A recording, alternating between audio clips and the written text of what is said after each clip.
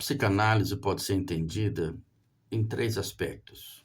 O primeiro seria um método de investigação dos fenômenos psíquicos, do qual decorre uma teoria geral do funcionamento psíquico. O segundo aspecto seria um método de tratamento psíquico, que seria a psicoterapia psicanalítica. O terceiro aspecto, não menos importante do que os dois anteriores, seria um instrumento de leitura dos fenômenos culturais. Freud foi um grande pensador da cultura. Ele mesmo escreveu várias obras em que ele faz análises a respeito de obras de arte, de algumas obras literárias, enfim. Esse aspecto é um aspecto muito relevante dentro da psicanálise. E a ideia freudiana é de que os fenômenos culturais, eles obedecem, na sua formação, às mesmas leis que regem o inconsciente. Os sonhos, as obras de arte, a mitologia, enfim, todas essas produções culturais, elas são formadas a partir das leis que regem o inconsciente. Nós sabemos que um conceito extremamente importante da psicanálise, que é o complexo de Édipo, ele foi estudado muito a partir da tragédia grega de Sófocles, Édipo Rei. Os evangelhos, eles fazem parte do patrimônio cultural da humanidade. Evangelho vem do grego, significa notícia, boa nova.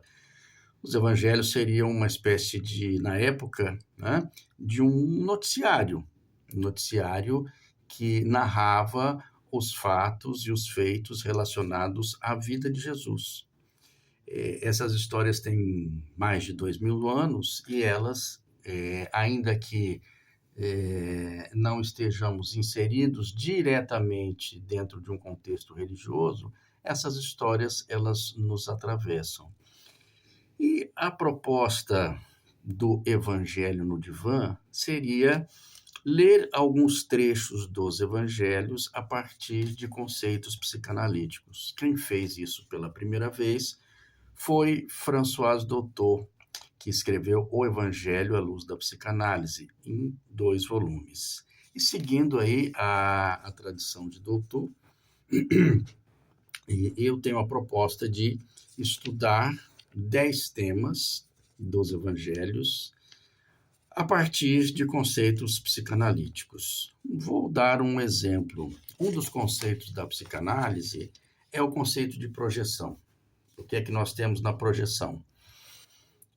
Aspectos nossos que são rejeitados, que são reprimidos, eles voltam à consciência pelo mecanismo da projeção e são identificados fora da gente, ou seja, são projetados no outro. Então, muitos aspectos que nós vemos no outro, que nós criticamos no outro, são conteúdos que fazem parte da nossa subjetividade, da nossa totalidade do ser, mas que são recalcados, são reprimidos, porque são talvez insuportáveis de serem percebidos e admitidos como fazendo parte de nós, e aí nós projetamos no outro e identificamos no outro. Bom, nos evangelhos nós temos lá a expressão de Jesus que diz assim, que nós vemos o cisco no olho do outro, mas não enxergamos a lasca ou a trave que existe em nossos olhos, ou seja, nós não conseguimos enxergar coisas que são grandes para nós, mas conseguimos enxergar, digamos assim, vamos chamar de defeitos, pequenos defeitos nos outros. Um outro elemento que nós podemos dar aí de exemplo seria quando Jesus diz que se a nossa mão for motivo de escândalo, nós deveríamos cortá-la. E se o nosso olho fosse motivo de escândalo, que nós deveríamos arrancá-lo. Ou seja, tudo aquilo que nos escandaliza, tudo aquilo que nos angustia, nós não conseguimos enxergar na realidade, não conseguimos ver, não conseguimos tocar, não conseguimos tanger.